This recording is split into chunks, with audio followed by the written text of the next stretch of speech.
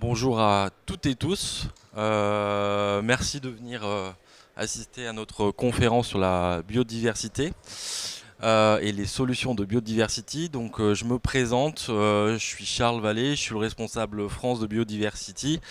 Et si vous êtes curieux de savoir ce qu'on fait un peu plus dans le détail, ben, vous avez juste à venir nous voir sur le stand juste en face, en B40. Donc voilà, on est juste à côté, donc n'hésitez pas à venir me voir et ou voir ma collègue Valérie sur le stand après la conférence. On discutera avec vous avec plaisir. Alors, avant de me lancer dans la présentation, je vais commencer par un point important qui va servir un peu de grille de lecture et de référentiel pour toute la suite. C'est notre positionnement en fait. C'est-à-dire que la biodiversité, quand vous discutez avec les acteurs publics ou les acteurs privés, c'est souvent vu comme enfin, surtout une dépense. Voilà, donc ça, c'est que c'est une dépense, on a des autorisations loi sur loi à déposer, on a des dérogations espèces protégées, etc. Donc c'est vu comme une contrainte, comme une dépense.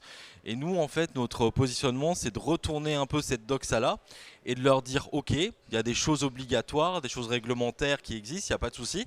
Mais en fait, la biodiversité, ça peut être aussi une solution.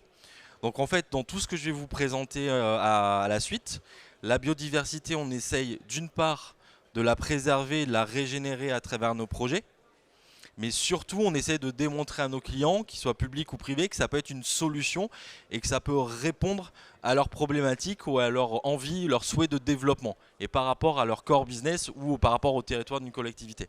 Donc c'est vraiment ça l'idée, c'est de retourner un peu cette doxa et d'arriver à leur prouver, chiffres à l'appui notamment, indicateurs à l'appui, qu'on peut faire des choses intéressantes par rapport à leur activité. Et donc tout ça, ça se résume en une phrase, c'est créons de la valeur en régénérant la biodiversité et en diminuant les pollutions. Donc c'est vraiment cette notion de création de valeur économique pour une entreprise et puis territoriale, par exemple quand on travaille avec une collectivité territoriale.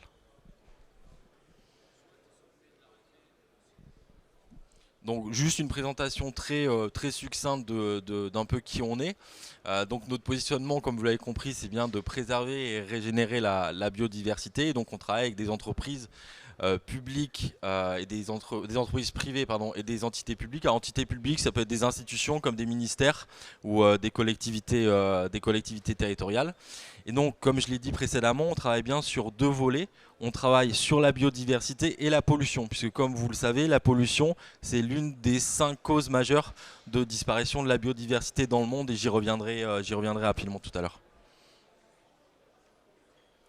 Donc, comme je vous l'ai dit, on est là pour créer de la valeur, mais il y a un point très important, c'est créer de la valeur pour tous. Quand on travaille sur un territoire, par exemple, on travaille avec des producteurs d'eau. Donc évidemment, bah, c'est par exemple notre client, le producteur d'eau. Mais évidemment, dans son territoire, il y a d'autres parties prenantes. Il y a des habitants, il y a des riverains, il y a des agriculteurs, voilà, qui essayent de vivre dignement de leur métier, qui de temps en temps peuvent utiliser des pesticides, ce qui peut rentrer en interface potentiellement négative avec le producteur d'eau. Donc quand je parle de création de valeur, c'est créer de la valeur évidemment avant tout pour notre client, mais créer de la valeur au final pour tous. Donc c'est-à-dire que l'idée, c'est pas de laisser sur le bas-côté de la route des gens qui appartiennent au même territoire parce que c'est pas nos clients, c'est vraiment d'embarquer tout le monde et d'arriver à trouver des solutions collectives, des solutions territoriales où on met tout le monde en synergie. Et donc vous verrez par la suite, j'ai quelques exemples où on a des projets, on travaille avec des collectivités, des entreprises du secteur primaire, donc agroalimentaire, agriculture, secondaire, industrielle, du tertiaire, des associations de consommateurs, des associations environnementales, des citoyens. Et vous verrez, j'ai un exemple tout à l'heure où il y a tout le monde en même temps, tous les gens que je viens de vous lister là, sur un même projet. Donc voilà, c'est vraiment ça l'idée, c'est notre ADN. Donc une collaboration fructueuse. Et donc effectivement, ce qui nous caractérise, c'est que dans toutes les solutions que je vais vous présenter ensuite, on va combiner tout le temps le même triptyque, c'est-à-dire nature. Donc par exemple les abeilles. Donc c'était un peu l'appel, le petit teaser du titre de la conférence. On utilise aussi la technologie, mais au service de la nature. Et puis implication des parties prenantes, c'est ce que je viens de vous dire. On travaille avec tout le monde, ou en tout cas on essaye. Donc juste quelques mots sur qui on est dans le détail et puis surtout le quoi. Donc aujourd'hui, donc on est une petite PME, hein, on est 15 collaborateurs. On travaille dans 15 pays de l'Union européenne, aux États-Unis et en Afrique. On a reçu plusieurs récompenses, j'y reviendrai après. Et là, à ce stade, on a un peu plus de 100 clients et cette année, on manage environ 120 projets. Donc on a une croissance assez intéressante puisque je les ai rejoints moi-même seulement il y a 2 ans. Et quand je les ai rejoints, on manageait 70 projets à peu près à l'année. Et donc on a une croissance assez importante malgré le Covid. Et donc le point important à retenir, en fait, c'est ce qui se situe ici, c'est notre méthode. C'est-à-dire que pourquoi les gens ils viennent surtout travailler avec nous, c'est pour cette notion d'indicateur. C'est-à-dire qu'on a des gens qui veulent faire des actions favorables à la biodiversité, favorables pour l'environnement, ou des gens qui en ont déjà fait. Et le problème, c'est qu'à chaque fois, les gens me disent, mais j'ai pas d'indicateur pour mesurer l'impact des actions déjà mises en place, ou des indicateurs pour piloter celles que je voudrais mettre en place. Donc par exemple, j'ai un exemple d'un client, alors sans rentrer trop dans le détail, mais la ville de Châlons en Champagne.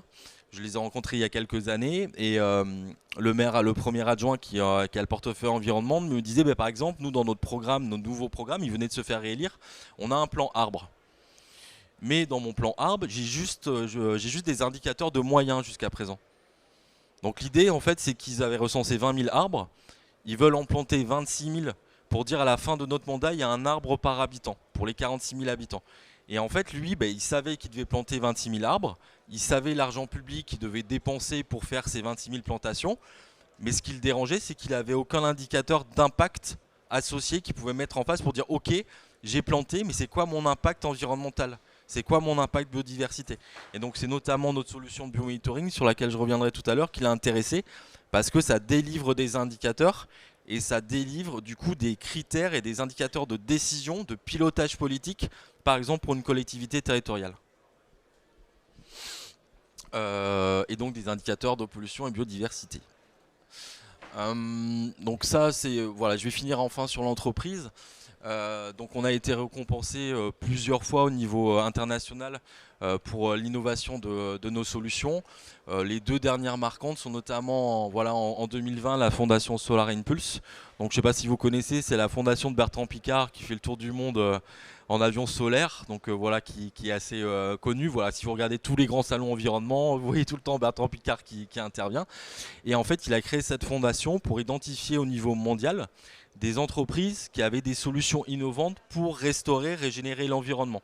Et donc nous, on fait partie des 1000, alors maintenant 1500, ça ne cesse de croître, donc c'est positif.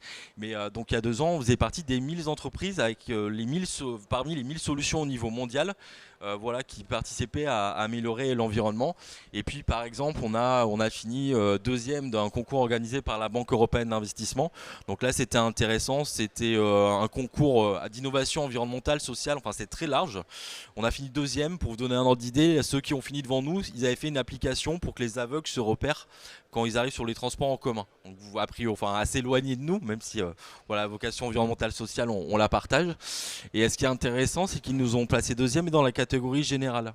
Parce qu'en fait, ils ont compris que nos solutions, elles avaient un impact environnemental, j'ai envie de dire c'est la base, mais elles avaient aussi un impact social et sociétal. Et donc c'est pour ça qu'ils nous ont pas seulement mis dans la catégorie environnement. Alors, je vais passer très rapidement sur qu'est-ce que c'est la biodiversité et surtout vous parler des causes qui participent à sa mauvaise santé actuelle. Donc juste un chiffre très macro, les services écosystémiques rendus par la biodiversité aujourd'hui, on les évalue à 1,5 fois le PIB mondial. Donc quand je vous disais tout à l'heure création de valeur, là c'est un chiffre en général qui plante le décor et qui dit ah oui, la biodiversité c'est pas qu'un support, c'est pas qu'un environnement dans lequel on vit, c'est des ressources pour les produits cosmétiques, c'est des ressources pour ce qu'on mange, c'est l'eau, etc. C'est ce qu'il y a dans l'eau, etc. Ce qu'il y a dans les sols et plein de choses qui vont avec. Donc en termes de services écosystémiques, donc j'insiste sur les écosystémiques, je ne sais pas si c'est clair pour vous, mais écosystémique c'est au final les services rendus à l'homme. Mais il y a des services qui ne sont pas que écosystémiques, qui sont des services on va dire biologiques, écologiques, qui sont purement naturels et qui n'ont pas vocation première à rendre service à l'homme.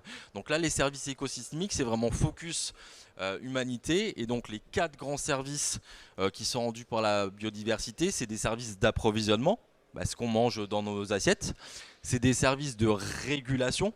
Donc par exemple les zones humides, les forêts qui permettent d'avoir un peu moins chaud quand il fait 35 degrés, par exemple au mois de juin 2022, des services support et puis des services culturels. Alors ça, souvent, quand on le présente, les gens pensent aux 3 premiers, mais oublient souvent les services culturels. Alors je ne dis pas que dans le service culturel, c'est forcément que les arbres, que les gens qui parlent aux arbres. Je sais que c'est quelque chose un peu à la mode et tout ça, ça fait toujours sourire. Mais je veux dire, c'est au sens plus large, c'est-à-dire on se promène avec les enfants le week-end. Ben, on se promène dans une forêt, il y a un service culturel qui est rendu par la nature et on profite de ces paysages, on profite de cette promenade. C'est ça que ça veut dire un service culturel. Alors, donc ça c'était, on va dire, le versant positif. Et puis il y a le versant négatif, c'est-à-dire aujourd'hui on a clairement un problème d'atteinte et de dégradation de la biodiversité au niveau mondial. Et donc là on vous a listé les 5 principales causes de cette disparition. Donc l'IPBES, si vous ne connaissez pas, c'est l'équivalent du GIEC climat mais version biodiversité. Donc c'est les experts internationaux voilà, qui se réunissent, etc., qui font des COP et qui ont rendu un rapport très intéressant il y a 2 ans sur le sujet. Et donc qui repose bien les bases en disant voilà les 5 causes de dégradation, c'est le changement d'usage des terres, l'exploitation directement des organismes, le changement climatique, la pollution des eaux, du sol, de l'air, et puis les espèces exotiques envahissantes. Alors de façon très pratique, le changement d'usage et dégradation des habitats, c'est par exemple quand on transforme une prairie naturelle pour faire de l'agriculture intensive. Donc ça c'est la première illustration. Et puis la deuxième illustration c'est quand on artificialise nos villes par exemple pour faire des parkings. On fait des chaussées en dur plutôt que d'avoir des chaussées en terre et forcément ça pose quelques problèmes. Ensuite, il y a l'exploitation directe des ressources. Donc là, je ne sais pas si vous en avez entendu parler, mais l'actualité récente là-dessus, c'est un décret qui a été publié par le gouvernement. Alors je précise, je ne suis pas de politique, c'est parce qu'il y a le deuxième tour au dimanche que c'est complètement neutre ce que je dis. Voilà, ils ont sorti un décret récemment, par exemple, sur la pêche, sur les zones protégées. Et sur par exemple la pêche possible, les activités économiques qui pouvaient avoir lieu. Et je ne sais pas si vous avez vu sur les réseaux sociaux, sur LinkedIn, ça a beaucoup parlé en mal, en disant mais ce décret est un scandale, parce qu'en gros on dit que c'est des zones protégées, mais il y a des petites dérogations, mais il y a des petites exceptions. Et c'était ce genre de truc, c'est-à-dire qu'ils ouvraient, la façon dont c'est écrit juridiquement, ouvre la voie à une exploitation possible, alors que c'est censé être des zones protégées. Donc ça a un petit peu réagi sur, voilà, sur les réseaux sociaux. Modification et menace donc des espèces végétales et animales. Bon, je vais dire voilà, l'image parle d'elle-même. J'ai pas besoin d'en dire plus. Destruction et modification des écosystèmes. Bon, vous voyez le petit crabe dans un sac plastique, le canard qui, voilà, anti-Covid qui a son propre masque. Bref, tout va bien. Et puis espèces exotiques envahissantes. Donc ça, c'est des choses dont vous avez déjà entendu parler, l'ambroisie, la renouille du Japon, etc., au bord de cours d'eau. Voilà, c'est des choses contre lesquelles on lutte. Et alors vous le verrez, je vous en parlerai tout à l'heure, c'est intéressant parce que nos solutions peuvent participer à, par exemple, identifier des espèces exotiques envahissantes. En complément d'un inventaire faune-flore classique humain au sol, j'ai envie de dire, notre solution via les abeilles permet d'aller un peu plus loin, ou du moins différemment, j'y reviendrai. Alors, nos solutions, elles sont multiples. Alors, je ne vais pas toutes les détailler aujourd'hui. Je vais surtout faire un focus sur cette partie-là.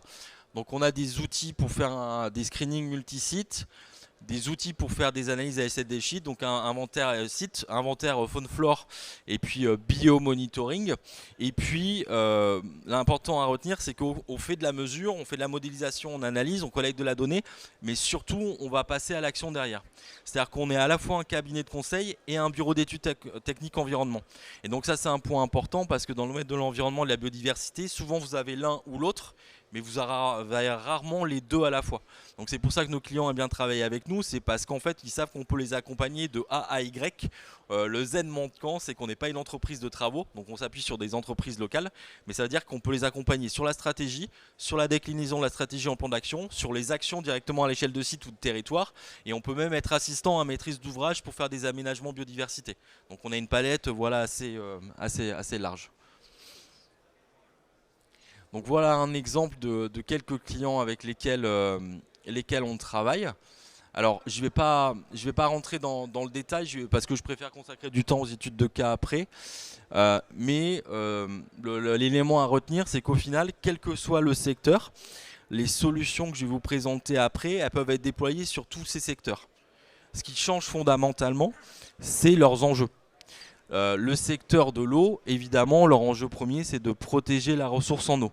Donc comment, via nos solutions, on peut aller chercher ce service rendu par la biodiversité pour détecter des polluants très à l'amont, pour trouver des solutions, pour retenir le ruissellement des polluants, etc. etc.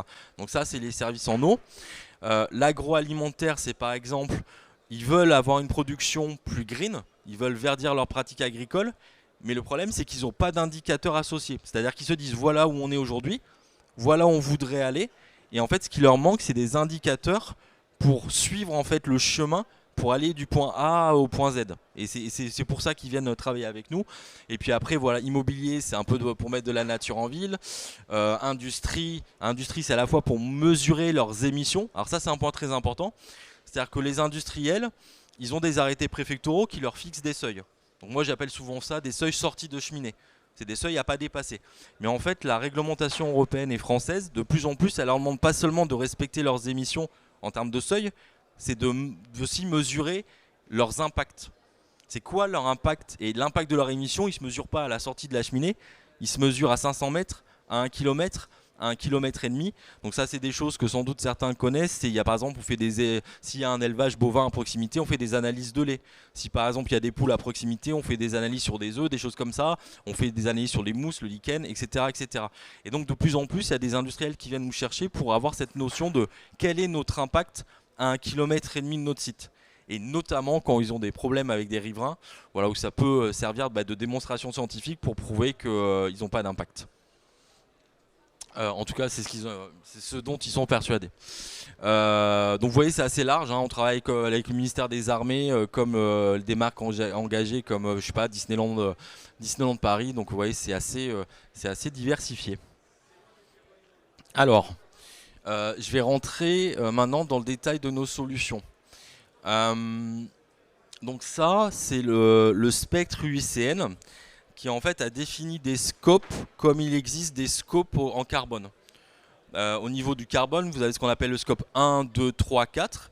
Et donc de façon quasi symétrique, l'UICN a défini des scopes biodiversité, des scopes A, B, C, D. Alors, c'est écrit dans Mediapo après, mais je vais plutôt vous faire à oral. Très simplement, le scope A, c'est vous avez une activité qui a un impact sur le territoire, j'ai envie de dire au sol. Impact physique vous avez un site, vous agrandissez, vous avez un impact physique sur la biodiversité, de cette façon-là. Ça, c'est le scope A. Le scope B, c'est différent, c'est vous avez un impact sur la biodiversité via la production, par exemple, de vos produits. Donc, je suis une entreprise cosmétique, je me source dans la nature pour fabriquer mes produits, donc j'ai un impact biodiversité. Donc ça, je ne sais pas si vous en avez entendu parler, mais c'est ce qu'on appelle l'empreinte biodiversité des produits. Voilà, il y a des systèmes qui se développent actuellement sur le sujet. Et donc ça, c'est le scope B. Le scope C, c'est je communique et je mets en place une gouvernance interne pour gérer le sujet. Et le scope D, c'est je fais par exemple appel à des organismes auditeurs extérieurs pour évaluer nos pratiques en la matière. Donc là, je vais passer parce que c'est en gros ce que je viens de vous expliquer. Et donc nous, ce qu'on a développé, c'est que on a développé une méthode pour essayer en fait à travers tous ces scopes, de dire mais au final votre impact il est où? Et en fait, ce qui est intéressant, c'est qu'on se rend compte que des fois, l'analyse que font les sociétés ou les collectivités est pas complète, et pas exhaustive, voire peut-être fausse. Et ils pensaient avoir un impact ici alors que leur impact en fait est ailleurs. Et donc c'est là où c'est intéressant de travailler avec nous, c'est qu'on les challenge un petit peu sur la réflexion déjà qu'ils ont eue. Bon, certains partent de zéro aussi, et donc c'est comme ça qu'on les accompagne. Alors après, il y a un deuxième niveau de solution, c'est des analyses multisites. Alors ce que je vous présente, c'est la version, on va dire 2020. C'est un outil cartographique qui permet de très rapidement situer quels sont les enjeux et qu'est-ce qui existe dans l'environnement d'un site. Donc ça, c'est pour un client qui travaille dans le secteur du luxe en région parisienne. Et donc il était intéressé en fait de savoir son site, donc c'est le petit point noir au milieu, qu'est-ce qui se passait autour, qu'est-ce qu'il y avait comme activité, comme type de surface, etc. Pour mieux se situer. Et donc là, pour vous donner un ordre d'idée, on a un rayon d'1,5 km ici. Donc l'idée, c'est d'à la fois travailler la biodiversité à l'échelle du site, mais évidemment d'insérer le site dans un environnement plus large. Parce que ça arrive parfois que des gens me disent, mais oui, mais Charles, là vous nous proposez des solutions qui vont au-delà du périmètre du site. Ben oui, mais justement c'est ça le but. Parce que l'échelle écologique, elle s'arrête pas au panneau de sortie d'un site industriel ou je ne sais quoi. Il faut que ça soit inséré dans un territoire de façon plus globale. Alors, on arrive à notre fameuse solution de biomonitoring avec les abeilles. Donc en fait, le principe est assez simple dans la théorie. C'est que les abeilles vont jouer le rôle de drone naturel pour nous. Donc c'est-à-dire qu'elles vont aller collecter des échantillons dans l'environnement, à savoir du pollen. Donc elles vont butiner des fleurs, des arbres, etc. Et en fait, elles vont nous ramener ce matériel environnemental aux ruches. Donc en fait, on travaille avec elles, c'est nos collaboratrices. Donc pour vous donner juste quelques chiffres, une ruche, c'est 25 000 abeilles. Donc nous, quand on fait un biomonitoring, un site de mesure, on met 2 ruches. Donc ça veut dire qu'on a 50 000 collègues avec qui on travaille sur nos projets, voilà, sur un site de biomonitoring. Alors sur cette solution-là, l'intérêt c'est, au-delà d'avoir une solution qui ne crée pas de dommages à l'abeille et qui ne modifie pas son fonctionnement biologique, c'est la surface couverte et l'exhaustivité de l'échantillonnage. Donc là, le cercle que je vous ai projeté, c'est un cercle de 700 hectares. Donc c'est un disque de rayon 1,5 km. Donc vous tournez 1,5 km autour du site. Et donc là, en jaune, ce qu'on vous a représenté très schématiquement, c'est les petits points de butinage des abeilles. Alors évidemment, ils sont plus nombreux puisque c'est le chiffre en dessous. Une ruche va butiner l'équivalent de 4 milliards de fleurs sur cette surface-là. Donc ça veut dire que comme on met 2 ruches, alors je simplifie mais on additionne, ça veut dire qu'on va récupérer du matériel environnemental 8 milliards de sourcing grâce aux abeilles. Donc quand je vous disais voilà, que c'est nos collègues et que ça présente un certain avantage en termes de données récupérées, c'est assez intéressant. Alors, donc concrètement comment ça marche? On a créé un dispositif qui nous permet en fait en entrée de ruche de récupérer une partie du pollen qu'elle ramène. Alors j'insiste sur une partie parce qu'en fait donc on ne récupère à peu près 3%, ça varie selon le type de ruche, etc. Donc j'insiste sur une partie puisque les abeilles pour être en bonne santé elles ont besoin de pollen. Et nous on le récupère en entrée de ruche. Et alors ça a une conséquence très importante, c'est qu'on récupère du matériel environnemental brut. C'est-à-dire qu'il n'est pas encore transformé par les abeilles. Parce que souvent on me pose la question en disant mais pourquoi Charles vous ne travaillez pas sur le miel? Pourquoi vous ne travaillez pas sur le nectar? On a même certaines entreprises qui travaillent avec les abeilles directement. Et donc pourquoi nous on travaille avec le pollen? C'est parce que la matière est brute. Si vous travaillez avec du miel ou du nectar, c'est quelque chose que vous récupérez à l'intérieur de la ruche, mais qui est déjà transformé par l'abeille. Si vous travaillez avec des abeilles, les abeilles en fait elles ingèrent la pollution par exemple, elles la transforment et du coup quand vous dosez la pollution dans l'abeille elle est déjà en partie transformée. Donc nous la force c'est qu'on récupère avec le pollen qui est juste récupéré par l'abeille et quand elle passe dans notre dispositif, il se dépose, il tombe, on le récupère et on l'analyse. Mais c'est vraiment du matériel brut et c'est pour ça qu'il y a une forte corrélation entre la qualité d'un pollen et la qualité d'un environnement. Le miel par exemple, si vous prenez Notre-Dame de Paris, avec malheureusement l'incendie qu'il y a eu et les émanations de plomb en conséquence, il y avait des miels qui étaient parfaitement comestibles. A contrario, il y avait des miels qui étaient complètement surcontaminés en plomb. Par contre, si on avait fait les mêmes mesures au pollen, il n'y aurait pas de différence entre 2 pollens. Le pollen, il aurait dit voilà, il y a eu clairement une forte contamination en plomb au niveau de l'air. Donc concrètement, pourquoi on travaille avec le pollen également? C'est que le pollen il a une particularité, c'est qu'il fixe les polluants et en même temps il contient l'ADN des plantes. Alors pour être très précis, les polluants qu'on ne peut pas suivre via le pollen, c'est les polluants qui sont en phase gazeuse. Donc tout ce qui est CO2, méthane, SOx, NOx, particules fines, qui ne s'accrochent pas au pollen, ça c'est des choses qu'on ne peut pas suivre. Mais bon, il y a des capteurs physiques, il y a d'autres solutions, il y a même aujourd'hui des solutions satellitaires pour suivre ce type d'éléments. Et alors ce qui est assez intéressant, c'est que les solutions satellitaires aujourd'hui ne peuvent pas suivre ce que nous on suit. Donc du coup ça arrive qu'on fasse des projets avec des gens qui arrivent avec leurs solutions satellites, leurs capteurs physiques in situ, parce qu'en fait ils ne peuvent pas suivre ce que nous on suit. Et nous qu'est-ce qu'on suit? C'est notamment les polluants agricoles.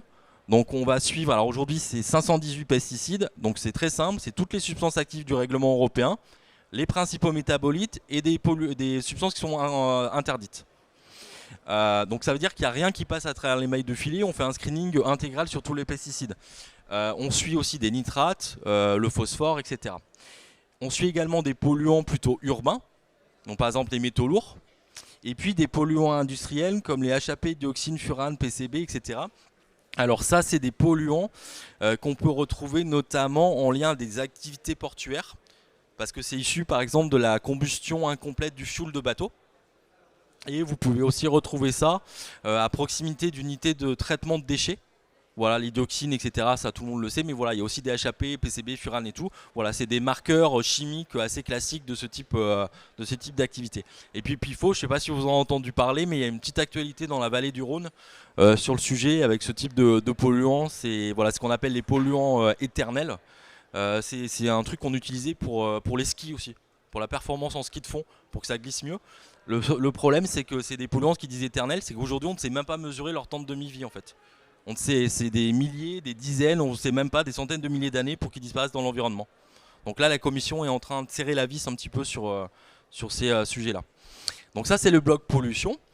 Et en fait, l'intérêt du pollen, c'est que, en même temps, l'ADN, le pollen va contenir l'ADN des plantes. Donc c'est-à-dire qu'on va pouvoir vous dire sur cette surface de 700 hectares, quelles sont les familles et les espèces végétales qui sont butinées par les abeilles. Donc j'insiste sur le butiné par les abeilles. S'il y a des plantes qui n'ont pas de pollen, qui ne sont pas mellifères, etc., on ne trouvera pas la donnée. Donc ça n'a pas vocation à remplacer un inventaire faune-flore local fait par un humain. En revanche, ça va aller beaucoup, beaucoup plus loin sur les plantes qui ont du pollen. Et donc l'exemple auquel je pensais tout à l'heure, on a eu un projet dans une réserve naturelle aux États-Unis où ils avaient fait un inventaire faune-flore sur site et ils avaient trouvé 3 espèces exotiques envahissantes. On a fait le même exercice avec les abeilles, on a retrouvé les 3 mêmes, mais on en a trouvé 2 autres qu'à vue d'homme ils n'avaient pas trouvé. Et donc là où c'est intéressant, c'est les espèces exotiques envahissantes, sans faire de jeu de mots, l'idée c'est quand même de couper le mal à la racine, et donc plus vite on les détecte, plus vite on évite qu'elles se développent, et donc c'est en cela où nos collègues et nos clients américains étaient intéressés. Autre exemple, on a un projet avec un département, c'est le département du Cantal. Et le département du Cantal, donc on retravaille avec eux cette année. L'année dernière, on a trouvé une espèce liste rouge. Donc liste rouge, en fait, c'est le top des espèces à protéger. Donc c'est liste rouge de l'ex-région Auvergne. Et donc ils avaient fait pareil des gros inventaires sur je sais plus des dizaines, des centaines de jours sur site en 2013, mais ils n'avaient jamais retrouvé cette espèce-là. Donc ils étaient à la fois intéressés techniquement, politiquement, juridiquement, et au-delà de ça, c'était intéressant par rapport à la réaction des habitants. En fait, ils étaient hyper fiers d'avoir une espèce liste rouge sur leur territoire. Enfin voilà, c'est un truc auquel j'avais même pas pensé, mais il y avait ce côté un peu émotionnel. Ah bah tiens, on est fiers, on a cette ISO, et voilà. Donc grâce aux abeilles, on a trouvé quelque chose que lors des inventaires, ils n'avaient pas trouvé. Alors, en gros, l'idée c'est quoi? On fait des mesures, mais comme je vous disais tout à l'heure, l'objectif c'est quand même d'aller à l'action. Donc là, c'est une figure très schématique. La courbe en bleu, c'est le nombre d'espèces végétales. Donc en fait, là, vous constatez que, bon, là, on a une biodiversité correcte, on va dire, là, pareil. Et puis, on se rend compte qu'il y a un creux entre juin et août où clairement, il y a une chute de la biodiversité. Donc en fait, si on est sur ce schéma-là, nous, ce qu'on propose à nos clients, c'est favoriser des plantations qui vont majoritairement fleurir dans cette période carencée pour venir rehausser le niveau de biodiversité. Alors j'insiste sur ce point-là, parce que j'ai déjà eu des anciens collègues de l'Office français de la biodiversité qui me disaient mais Charles, il y a des variations dans l'année, c'est la nature, c'est comme ça, c'est la vie, c'est pas grave. Et je leur dis non, mais on est d'accord, on n'est pas là pour faire de la biodiversité augmentée. On est juste là pour réparer les dommages qui ont été créés par l'homme parce qu'on a artificialisé, on a anthropisé et au final il n'y a plus rien comme végétalisation, il n'y a plus rien comme biodiversité.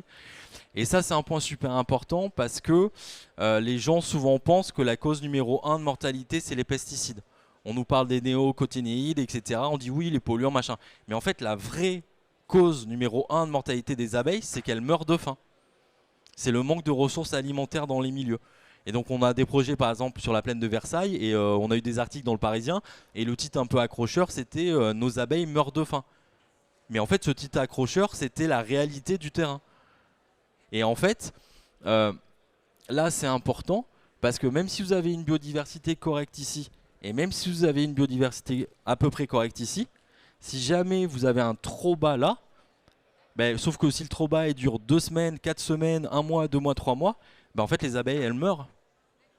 Et donc vous avez beau avoir des super plantes à l'automne, ben oui, mais le problème c'est que c'est trop tard, elles sont déjà mortes en fait.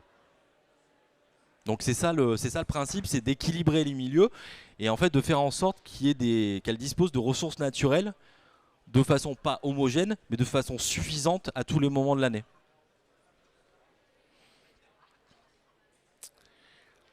Donc, sur la base des données qu'on collecte grâce aux abeilles, donc on prend le pollen, on l'analyse.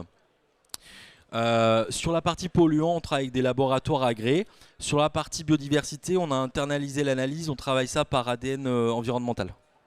Donc c'est hyper précis parce que ça nous permet de sortir de la donnée sur les espèces dominantes, les espèces significatives, et maintenant on arrive à même identifier les espèces traces.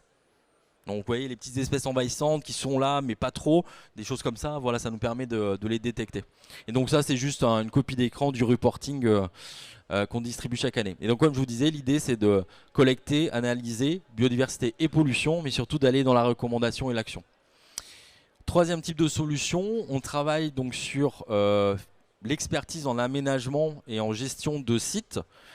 Donc là, ça sera beaucoup plus court. Le point important à retenir sur cette solution, qui peut arriver derrière un biomonitoring, c'est que on va évidemment travailler sur cette partie-là qui est liée au site, au bâtiment. C'est-à-dire comment on travaille la biodiversité pour apporter du confort thermique, par exemple, au bâtiment. Donc on a déjà eu le cas de clients dans le Benelux qui venaient de livrer un programme immobilier, sauf que premier été chaud et sec, toiture végétale cramée.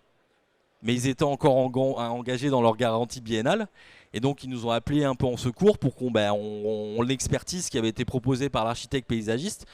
Alors même si ça change, on a de plus en plus d'architectes paysagistes qui ont un peu, voire même pas trop mauvaises compétences en biodiversité, c'est quand même pas leur cœur métier. Et souvent, ils viennent nous chercher pour avoir cette expertise-là, en fait. Et effectivement, quand on a fait l'audit sur site, on s'est rendu compte que ce qui a été planté, c'était très joli, très esthétique, mais ça correspondait pas du tout à l'éco-région. Et donc, premier coup de chaud, boum, tout cramé. Et donc, on a dit, voilà, le promoteur, il a dû tout replanter, tout refaire sa toiture végétalisée. La différence, c'est que voilà, 3 ans après, notre toiture, sur la base des espèces qu'on a recommandées, elle est toujours là, quoi. Donc voilà. Donc ça c'est l'aspect on va dire physique, il y a des choses que vous connaissez déjà, la gestion de l'eau pluviale, filtre pour entrée de roseaux, des choses comme ça, classiques. Ce qui est un peu moins classique c'est le deuxième bloc. C'est-à-dire que on va essayer de se servir de la biodiversité pour apporter aussi du confort aux habitants quand on travaille sur des logements, sur du confort aux employés quand on travaille sur des bâtiments professionnels. Et donc voilà. Alors ça va très très loin, j'y reviens tout à l'heure. On parle de jardin bien-être, mais on travaille même sur des jardins thérapeutiques qu'on a testés avec des CHU et qui ont participé à améliorer la santé des patients, mais j'y reviendrai juste après. Donc là je vais passer aux études de cas, ce qui est quand même le plus intéressant. Donc là je suis sur la ville de Knokke-Est, qui est la plus grosse station balnéaire de Belgique. Et en fait on travaille avec eux depuis 8 ans, sans discontinuer. Et le point de départ, c'était un bourgmestre, donc c'est le maire version belge, voilà, qui voulait initier des actions en faveur de l'environnement, mais qui n'avait pas de diagnostic de départ, qui n'avait pas de solution, qui ne savait pas comment s'y prendre, etc. Enfin voilà. On a biomonitoré tout son territoire, et en fait cette diapo elle est intéressante parce qu'il y a 3 éléments complémentaires, et ça illustrera ce que je vous disais tout à l'heure, le fait qu'on travaille un peu avec tout le monde. La première partie, c'est la partie au nord, sur l'espace portuaire. On fait nos mesures, et on retrouve à certains moments de la donnée de l'année et sur plusieurs années consécutives des pics en métaux lourds. Et en fait, comme je vous dis, l'idée c'est qu'on trouve une solution. On n'est pas seulement là pour mesurer. Et donc ce qui s'est passé, c'est que la ville nous a connectés avec la capitainerie du port et en fait on a croisé nos données avec celles du port. Et là c'était hyper intéressant parce que les pics qu'on observait, comme par hasard, ils correspondaient à un pic chez eux aussi, à savoir des bâtons étrangers d'une certaine nationalité que je ne citerai pas, qui étaient les seuls non connectés encore au système portuaire. Donc concrètement, qu'est-ce qui se passait? Ils arrivaient dans la zone d'amarrage, ils attendaient les ordres du port, mais sauf que pendant ce temps-là, les moteurs ils tournaient. Ils tournaient pendant un quart d'heure, pendant 30 minutes, pendant des heures, boum, boum, boum, grosse émission en métaux lourds. Et donc c'est un truc de dingue, c'est-à-dire que grâce à nos petites abeilles, bah, le port a dit d'accord, j'ai la preuve de l'impact qu'ils ont du fait de ne pas être connectés. Et donc en fait ils ont pris nos données, ils leur ont mis sous le nez en disant les gars maintenant c'est fini, on arrête la rigolade, vous allez vous connecter comme tout le monde quoi. Et donc ça c'est le côté on mesure pour qu'il y ait une action derrière et améliorer la qualité de l'environnement. Et ce qui est génial, c'est que du coup on a continué nos mesures. Et donc 3 ans après, on mesure 1 an, 2 ans, 3 ans, et on est capable de comparer le avant action, après action. Et les résultats, c'est que 3 ans après, moins 75% de métaux lourds dans l'espace portuaire. Donc on a eu la donnée de départ pour initier une action, initier une correction, correction mise en place, elle se met en place, ça produit un effet, on est capable de mesurer l'effet. Le deuxième point, c'était au niveau des espaces verts. Donc comme vous le voyez sur la gauche, on a travaillé avec tout le monde, les entreprises, les collectivités, les agriculteurs, enfin bref, ça a été très large. Je vais faire un focus sur les espaces verts de la collectivité. On s'est rendu compte d'une part qu'ils utilisaient encore beaucoup de produits chimiques, des pesticides, des engrais, etc. Qu'ils avaient beaucoup d'espèces ornementales, notamment, et qu'ils avaient des pratiques de gestion pas optimales, ils fauchaient trop souvent, pas au bon moment, pas au bon endroit, pas les bonnes espèces. Bref, c'était un peu la totale. Et je vais faire un focus sur les espèces ornementales. J'ai des collectivités ou des entreprises qui par exemple font des prairies fleuries, et qui font des prairies fleuries en plantant des espèces ornementales. Sauf que, c'est quoi le problème de ces espèces ornementales? C'est que d'une part, elles viennent de l'étranger, elles viennent de Hollande, elles viennent du Kenya, elles viennent de Nouvelle-Zélande, donc en fait elles sont hors écosystème. Mais ça, les gens commencent à le savoir, empreinte carbone, c'est pas local, voilà. Par contre, ce que les gens ne savent pas, c'est que comme ces plantes, elles sont produites de façon industrielle, elles sont hyper carencées en pollen. Mais elles sont quand même sexy, parce qu'elles sont très grandes, elles ont des couleurs vives et tout ça. Donc ça veut dire que les abeilles sont quand même attirées. Elles essayent d'aller les butiner. Elles passent du temps dedans à chercher du pollen, mais elles n'en trouvent pas. Et en fait, pour bonne partie, meurent dedans ces fleurs. Donc ça veut dire qu'au départ, on a des industriels, on a des collectivités qui veulent faire une action favorable à l'environnement, faire des prairies fleuries, planter du végétal. Et quand je leur dis ça, je vois les gens, leur réaction, ils se tiennent à la table, ils se disent merde, on a fait une grosse connerie, on n'était pas conscient de ça. Et donc par exemple, il y a des gens qui travaillent maintenant à faire des prairies fleuries, mais en faisant attention à faire du végétal local, c'est un label de l'OFB, des choses comme ça, parce que c'est ça le problème. Et donc ce qu'on a fait, c'est qu'on leur a fait virer toutes ces espèces-là, on leur a fait planter des espèces locales, qui sont riches en pollen, qui sont non allergènes, qui sont peu consommatrices d'eau, qui sont peu consommatrices de temps d'entretien, c'est-à-dire que plutôt que d'avoir un entretien 12 fois dans l'année, il y a 1 voire 2 passages dans l'année, etc., etc., etc. Et puis surtout, plutôt de devoir recommander d'une année sur l'autre des plants, c'est les abeilles qui font le boulot parce que justement elles butinent les espèces et c'est plus la peine de recommander 75% de plants d'une année sur l'autre. Et là, alors je peux pas vous donner un chiffre précis parce que ça bouge et tout ça, mais on a eu un impact grosso modo sur plus d'1 tiers du budget espace vert. Parce que on a mis tout bout à bout, moins d'eau, moins de produits, moins de temps passé, plus de plantes à recommander, etc. etc. Donc quand je vous disais qu'on se sert de la biodiversité aussi sur les services qu'elle peut apporter, là la biodiversité elle apporte un service écologique, elle permet de consommer moins d'eau, elle apporte un service bien-être aux gens, etc. dans les jardins, et elle a un impact budgétaire sur les finances publiques. Donc c'est ça qu'on travaille à travers nos projets. Et puis dernier point, c'est tous les petits bonhommes en bleu, en fait c'est les citoyens. Et en fait on s'est rendu compte que si on n'allait pas chercher les citoyens, si on les faisait pas agir, on n'arriverait pas à rehausser le niveau de biodiversité parce qu'on partait trop bas. Et donc ce qui se passe, c'est qu'il y a 26 000 habitants sur la commune, et chaque année, la commune choisit 1000 habitants, et elle leur distribue des graines sur la base de graines qu'on a sélectionnées pour être des espèces qui correspondent aux carences, etc., qui vont bien dans le territoire. Et donc le truc qui est génial, et c'est ça qui plaît aux collectivités, c'est qu'on passe d'un projet favorable à l'environnement et au territoire où les citoyens sont spectateurs à un projet où les citoyens ils deviennent acteurs. Et du coup ça les élus, ça les intéresse parce que ça permet à la fois de faire mieux connaître la politique de la ville, mais aussi de faire passer à acteurs les citoyens.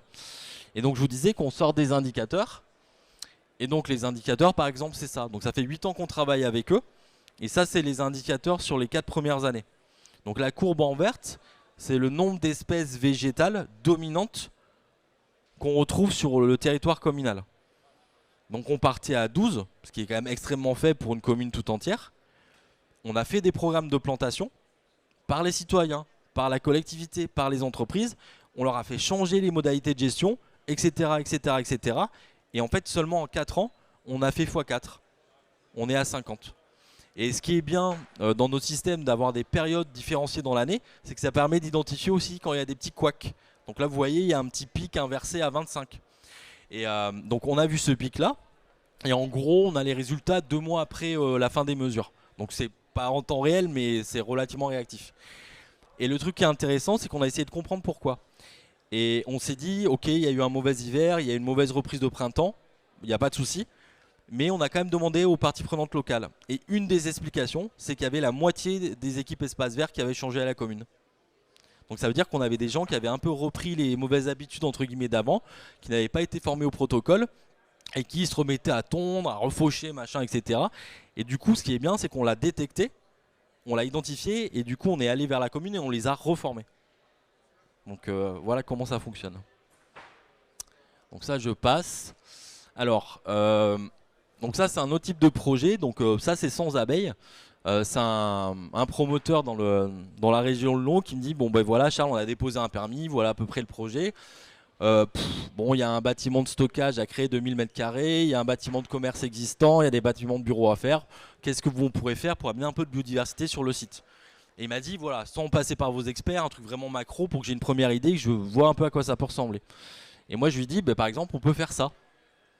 Donc c'est-à-dire que plutôt d'avoir un gazon qui n'a pas un gros intérêt écologique et qui en plus génère des coûts en entretien, faites un jardin sauvage. Vous laissez la biodiversité se développer, zéro entretien. Sur les surfaces qui jouxtent la route ou qui sont par exemple le long des chemins de manœuvre des camions, et d'ailleurs j'aurais pu mettre du rouge ici aussi, on fait des jardins didactiques pédagogiques, donc avec des panneaux pédagogiques, mais on plante par exemple sur des linéaires, je vais vous montrer une photo après. Et puis sur la partie à gauche, qui jouxte le bâtiment de bureau, on fait des jardins bien-être. Donc là, vous voyez, c'est trois façons, trois prismes différents de travailler la biodiversité sur un site qui au final n'est pas si grand que ça. On est sur 13 000 m². Donc les jardins sauvages, ça ressemble à ça. Donc par exemple, ça c'est Knock encore. Donc vous voyez, on essaie de travailler sur des trucs assez naturels. Et donc l'idée, c'est vraiment de laisser les habitats se développer. De les laisser le plus possible, mais comme je vous disais, en ayant en tête qu'on réduit les coûts d'entretien parce que moins de passage, nanana quoi. Donc ça c'est les jardins sauvages. Après il y a les jardins bien-être. Alors la photo que vous voyez en haut à gauche, c'est un projet. Alors on a plusieurs projets avec le CHU de Nancy. Et en fait au CHU de Nancy il y a une neurologue spécialisée justement sur le lien santé-environnement. Et donc là ce que vous voyez en haut à gauche, c'est ce qu'on a réalisé sur une maison de santé qui accueillait des patients atteints de Parkinson et d'Alzheimer. Et donc on a fait des aménagements extérieurs. Et en fait c'était quoi notre idée? C'était d'essayer d'aller mobiliser ces patients pour avoir un impact favorable sur leur santé. Et donc qu'est-ce qui s'est passé concrètement? Les médecins, les kinés ont observé que les patients allaient plus facilement dehors quand ils recevaient leur famille pendant la journée plutôt que rester dans leur chambre, et qu'ils avaient regagné en masse musculaire. Donc les kinés ont mesuré dorsaux, muscles dorsaux, cuisses, etc. Donc ils avaient regagné en motricité. Et le truc encore plus fort, c'est qu'on a remis des choses en route au niveau du cerveau. Alors concrètement, qu'est-ce qu'on a fait? C'est qu'on a choisi des espèces végétales, on a joué sur les couleurs, on a joué sur les odeurs, on a joué sur l'aménagement. Et en fait, les médecins ont fait des suivis scan cerveau. Et ils se sont rendus compte qu'on avait remobilisé, remis en route des zones du cerveau parce que par exemple le végétal leur rappelait leur enfance. Et donc on fait tout ça grâce au végétal, ça coûte pas cher. Le végétal, vous savez, voilà, c'est ce qui coûte sans doute le moins cher. Et voilà jusqu'où ça peut aller. Et sur cette base-là, on a fait des publications dans des revues médicales pour expliquer voilà, comment le végétal peut être au service de la santé. Alors évidemment, quand je discute avec une entreprise, je leur parle rarement de jardin thérapeutique. Je préfère leur parler de jardin bien-être, même si quelqu'un m'a dit l'autre jour encore que. J'ai pas fait de commentaires. Mais voilà, le principe est le même en fait. Mais voilà jusqu'où ça peut aller. Le végétal au service de la santé, confort des employés, etc. etc. Bon, ça c'est des trucs un peu plus classiques. On va jouer sur du mobilier de jardin, mobilier urbain, des potagers partagés, des vergers partagés. Ça c'est des choses que vous avez déjà entendu parler. Il n'y a rien rien d'extraordinaire. Ça permet juste de travailler sur le lien social. Et donc quand je vous disais, on essaye de travailler les petits espaces. Vous voyez, c'est les deux photos en haut à gauche. La photo en haut à droite, tout en haut. Vous voyez, on travaille juste sur le linéaire. On est au bord de la route. C'est un espace que personne n'utilise. C'est un espace devant lequel se garent simplement les voitures. Et on arrive à y planter de la biodiversité. Et puis à certains projets, on plante des panneaux pédagogiques. Donc on a un impact écologique, on a un impact sur la biodiversité, on a un impact sur la culture des gens. Les gens ils descendent de leur voiture le matin, boum, la première chose qu'ils prennent dans la vue, c'est le panneau, les abeilles, les machins et tout ça. Donc au bout d'un moment, ça leur rentre un peu dans la tête et ils font plus attention. Et puis voilà, il y a des solutions sympas, des hôtels à insectes, des choses comme ça. Alors j'insiste, des vrais hôtels à insectes. Je ne sais pas si vous avez vu, il y a eu pas mal de publications récemment qui expliquent que le petit hôtel à insectes à 50 balles chez... alors je sais pas si j'ai failli citer de marque, mais à 50 balles où qu'on fait en mode do it yourself, en fait ils étaient super pour les insectes mais pas les bons. C'est-à-dire que ça favorisait l'implantation des espèces envahissantes. Donc c'est un peu dommage de faire un hôtel à insectes pour favoriser, faire un abri au frelon asiatique ou des choses comme ça, quoi. Voilà, ça ne sera pas le frelon asiatique, d'autres espèces, mais c'est ce genre-là. Voilà. Donc ça je vais passer rapidement. Alors ça c'est un cas d'étude intéressant. Et après j'aurai bientôt fini. C'est un cas d'étude où on va mixer justement inventaire faune-flore et biomonitoring. Donc en fait là, le site c'est l'espèce de petite cacahuète, la surface en bleu. Donc on a fait un inventaire à l'échelle de ce site. Et en même temps, on fait un biomonitoring sur 700 hectares. Donc c'est la surface en verte, les fameux 700 hectares. Et en gros, l'idée, c'est qu'en comparant les deux jeux de données, inventaire versus biomonitoring, on est capable d'évaluer la contribution biodiversité d'un site à son territoire. Donc là, je suis sur une carrière. Le carrier, il était dans la perspective de prolonger son autorisation, donc dossier déposé auprès de la préfecture, de l'Adréal, etc. Et donc il savait qu'il devait montrer patte verte. Donc on fait une mesure. Et on évalue sa contribution à 34,7. Il nous dit c'est pas assez, il faut qu'on aille plus loin, il faut qu'on monte, que machin. On fait des plantations qui viennent combler les carences qu'on a observées via le biomonitoring. On les laisse se développer et on refait un biomonitoring quelques années après. Et le résultat, c'est ça. Le résultat, c'est qu'on est passé d'une contribution de 34 à 53. On a un site qui occupe seulement un quart de l'espace, de la surface de son territoire de 700, sur les 700, et il apporte 53% de la biodiversité locale. Voilà, et je pense que je vais m'arrêter là. Et donc comme je vous l'ai dit, on est au stand B40, juste en face, on n'est pas très loin. Et donc Valérie et moi-même, on sera ravis de vous recevoir si vous avez des questions. Voilà. Il reste un peu moins de 10 minutes. Il y a un deuxième micro. Et donc ceux qui ont éventuellement des questions, c'est le moment.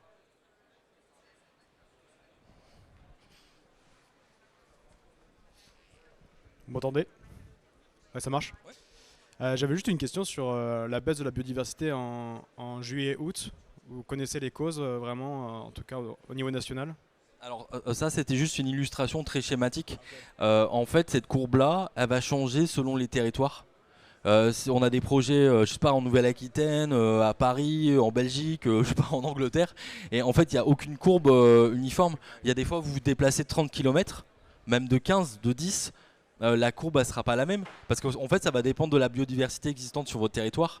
Si vous prenez deux communes côte à côte, avec une commune qui est très anthropisée et au contraire sa voisine qui est très riche en biodiversité, en végétaux, vous aurez deux courbes du coup très différentes. Mais la question en fait elle est intéressante parce que souvent on nous pose cette question là en disant nous on a plein de sites et en fait les gens leur rêve c'est d'avoir une solution unique qui pourrait déployer sur 100 sites comme ça en claquant dans les doigts. Et en fait c'est difficile d'arriver à leur faire comprendre que la biodiversité c'est du sur-mesure et qui ne peuvent pas entreprendre les mêmes actions entre Angers, Nantes, Marseille, Paris et Strasbourg. Mais c'est vrai que les gens, ils ont des fois du mal à comprendre ça. Alors c'est pour ça aussi qu'on est en train de développer des solutions comme ça multisites basées sur l'intelligence artificielle pour aller plus loin, pour essayer de leur donner un premier niveau d'information. Mais pour moi, ça participe de l'éducation des entreprises ou des collectivités. Leur expliquer que c'est pas simple, qu'il y a des solutions, que ça ne pourra pas répondre à tout, mais qu'on a déjà des solutions qui existent, quoi. Mais voilà.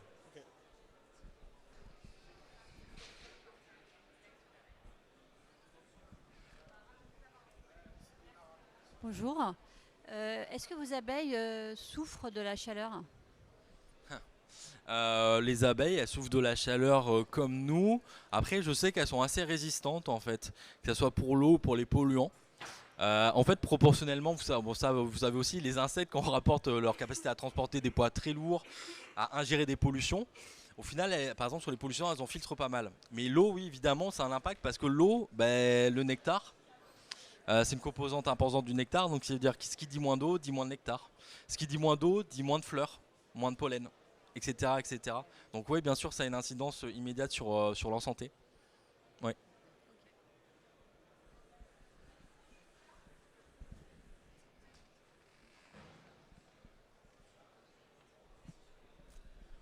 Au niveau des abeilles, vous utilisez les apiculteurs du coin, ou vous avez vos propres abeilles, et si vous utilisez des espèces particulières selon les régions ou non? Alors on n'utilise pas, on travaille avec des apiculteurs du coin, comme vous dites. En fait, il y a trois cas de figure, enfin il y a plusieurs cas de figure. On a notre propre équipe d'apiculteurs. En fait, la société a été fondée par Kim Nguyen, donc c'est un des deux CEO. C'est un expert mondial sur les sujets de l'abeille et de la biodiversité. Il est expert à l'ONU, il est expert à la Commission européenne, et par exemple, c'est le fondateur de la Journée européenne de l'abeille au Parlement européen. Donc en interne, on a un petit niveau de base en apiculture. Bon, lui, j'en parle même pas. Voilà, il a 40 publications. Voilà, bref, c'est son dada. Donc on a notre propre équipe d'apiculteurs. Donc c'est vrai que par exemple, quand on a des projets sur le nord de la France, ça peut arriver que ce soit nous-mêmes qui les faisions. Mais sur la majorité de nos projets, on essaie plutôt de travailler avec des apiculteurs locaux. Donc soit ils sont déjà en place, en fait, ils sont déjà sur le site de l'entreprise par exemple, ils ont déjà installé des ruches. Soit c'est pas le cas, et dans ce cas-là, on va en trouver. Donc là, je sais plus, j'ai démarré là, un projet il n'y a pas longtemps en Corrèze. J'ai passé un coup de fil à un ami et je lui ai dit bah, est-ce que tu connais un apiculteur bien dans ce coin-là? Et lui il m'a dit bah, appelle-le lui. Et ça s'est super bien passé, hyper bon contact avec l'entreprise. Et après, sur les abeilles, on n'a pas de préférence. On travaille avec des buckfast, on travaille avec des eurasiennes, des italiennes, des noires. On n'a pas de préférence, on travaille avec tout type de ruches, des dadans 10, 12K, de varés, il n'y a pas d'importance. Après, c'est des choses dont on tient compte dans la façon dont on analyse et leur comportement, mais on n'a pas de préférence. Ou dit inversement, il n'y a aucune race et aucune espèce qu'on élimine en fait. On travaille avec tout type, donc c'est ça, c'est pour ça c'est hyper souple. On peut travailler avec tous les apiculteurs, quelle que soit leur pratique, etc. Voilà. Et pour aller peut-être plus loin encore que votre question, on travaille avec des apiculteurs professionnels, mais aussi des amateurs. En fait, ce qui compte, c'est surtout le niveau d'apiculture. Et donc, on a un espèce de test en interne qu'on leur fait passer pour vérifier qu'ils ont un assez haut niveau d'apiculture et qu'ils vont bien appliquer notre protocole et que ça va être carré, quoi. Voilà.